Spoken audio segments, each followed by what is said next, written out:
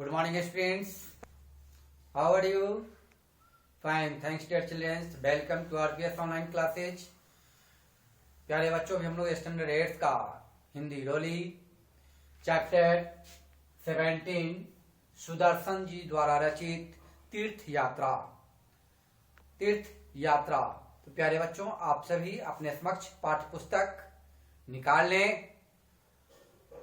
और इसे ध्यानाकर्षण होकर पढ़ें, समझें और इसे अच्छी तरीके से सुदर्शन जी द्वारा जो तीर्थ यात्रा है, इसे जो आप जानते हैं कि निस्वार्थ, इन्होंने जो तीर्थ यात्रा में कहा कि निस्वार्थ भाव से की गई सहायता तीर्थ यात्रा के समान होती है। किसी भी सहायतार्थ किए गए त्याग, किसी की सहायतार्थ किए गए त्याग का आनंद अत्यंत सुखदायक होता है। सुदर्शन जी ने इस कहानी के माध्यम से यही संदेश दिया है। प्रीवियस क्लासेस में हम लोग पढ़ चुके थे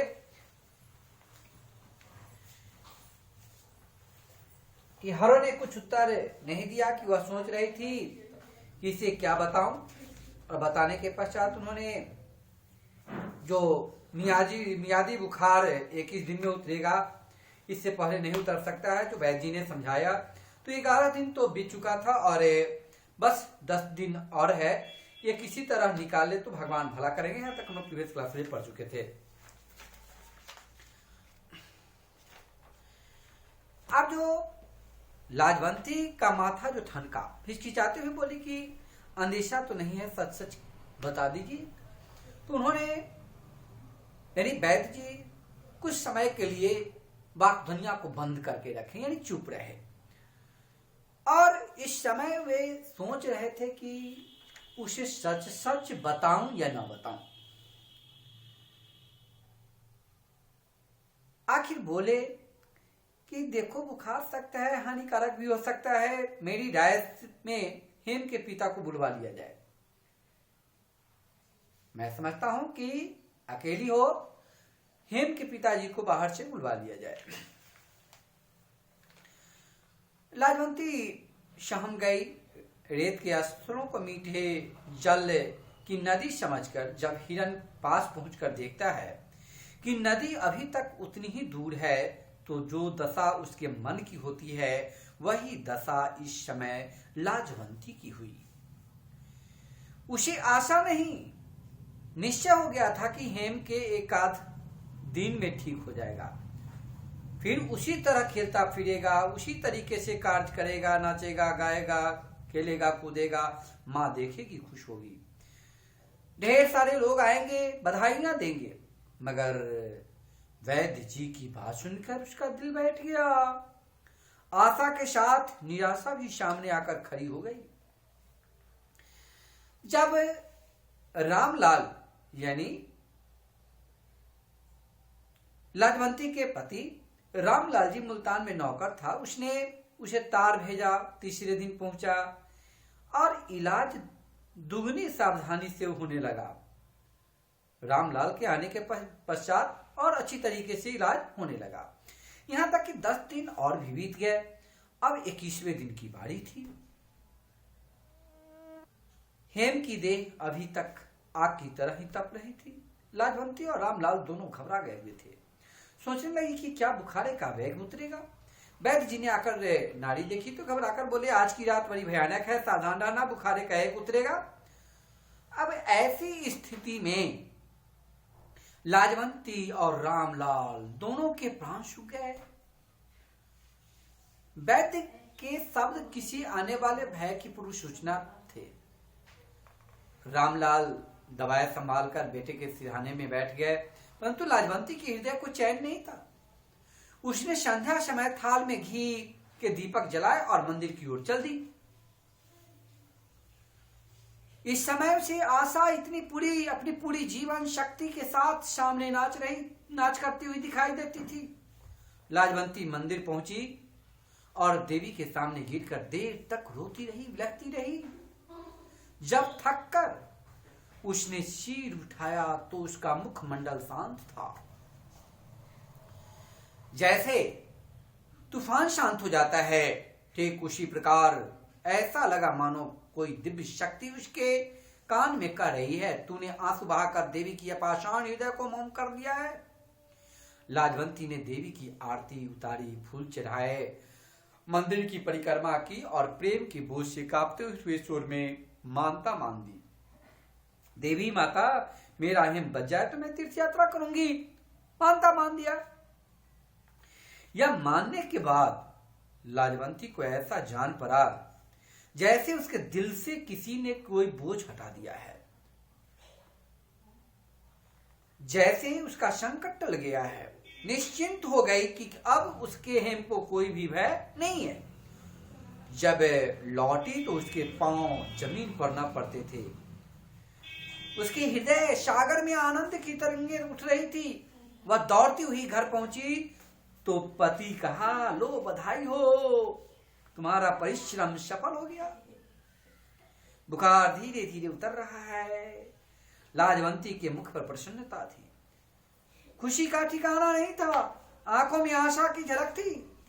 झूमती हुई बोली, अब हेम को कोई डर नहीं है। मैं तीर्थ यात्रा की मानता माना ही हूं, मैं तीर्थ यात्रा का मानता माना ही हूं।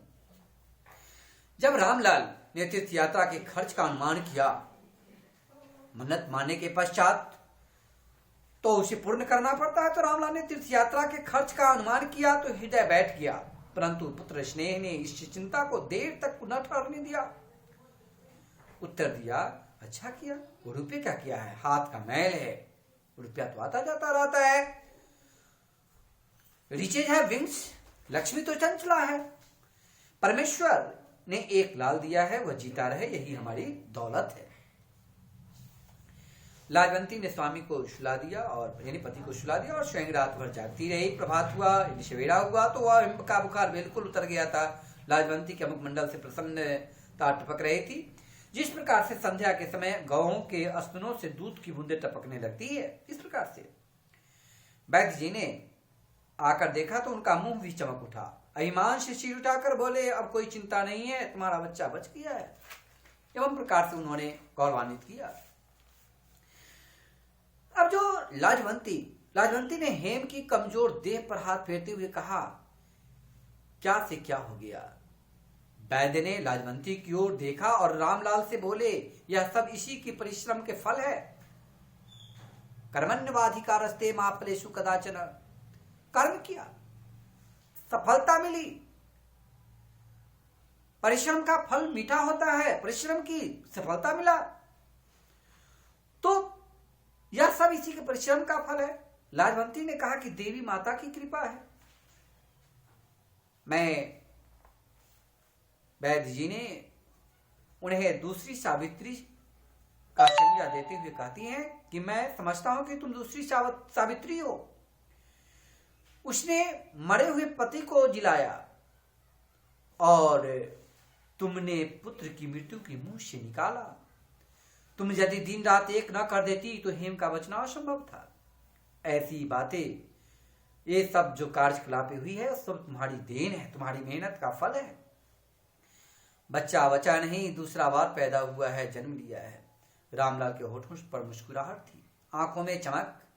उसके 7वें दिन वे अपनी नौकरी पर चले गए और कहते गए कि तीर्थ यात्रा की तैयारी करो, तीर्थ यात्रा की तैयारी करो।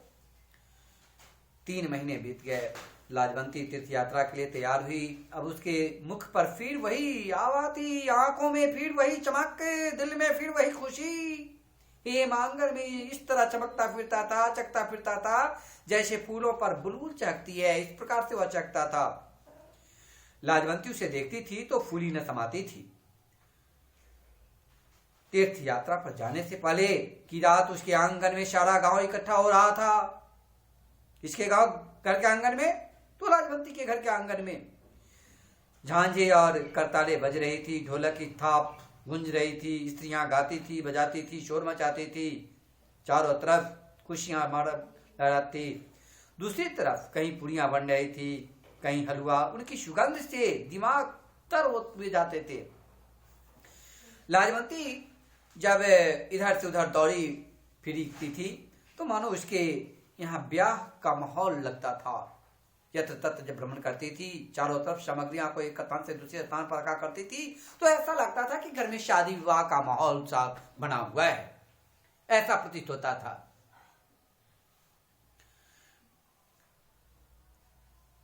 और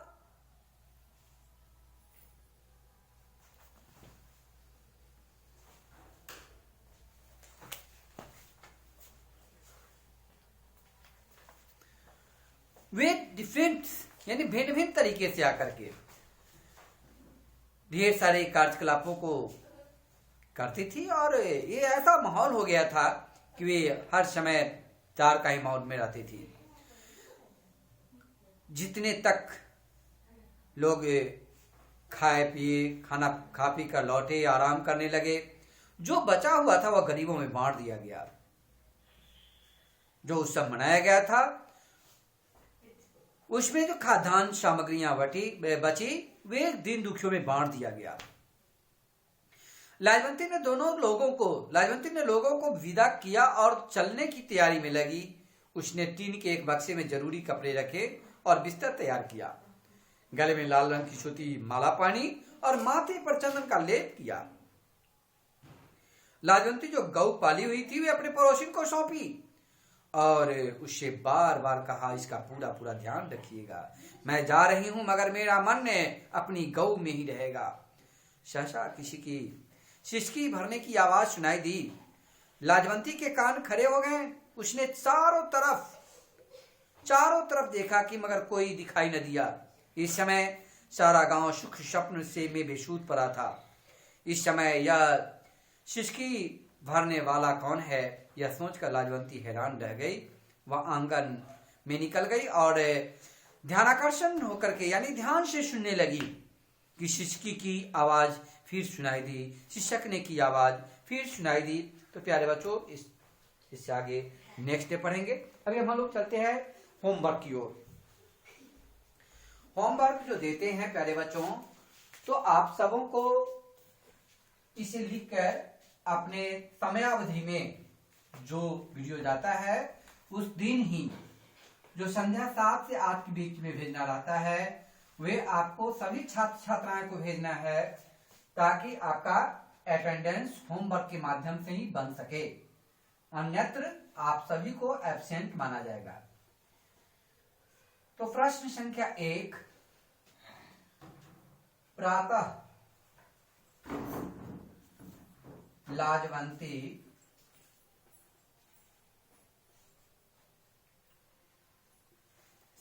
के मुखमंडल से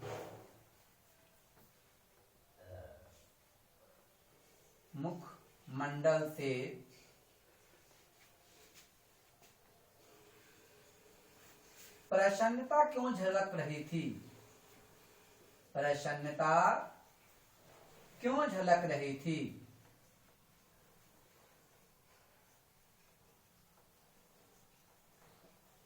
ठीक है, फर्स्ट क्वेश्चन जो आपका है, प्रातः लाजवंती के मुखमंडल से प्रसन्नता क्यों झलक रही थी। सेकेंड दे देंगे, लाजवंती ने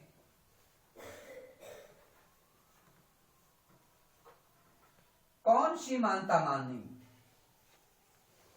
कौन सी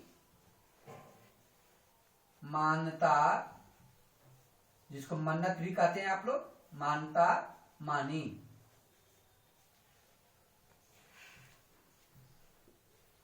क्वेश्चन नंबर 3 प्यारे बच्चों लिखेंगे, लाजवंती ने हरो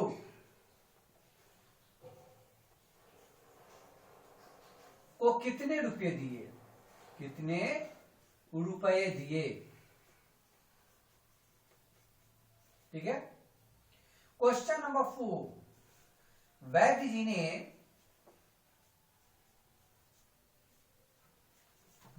ने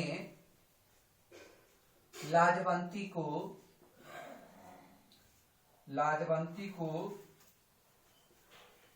किसे बुलाने के लिए कहा? किसे बुलाने की सलाह दी, कहानी सलाह दी। क्वेश्चन नंबर 5,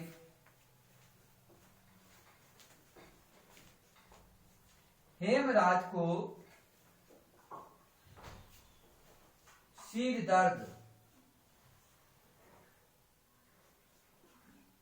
दर्द है, यह जानकर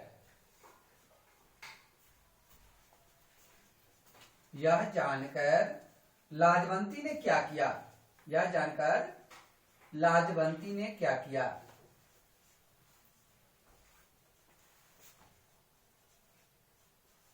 क्या किया?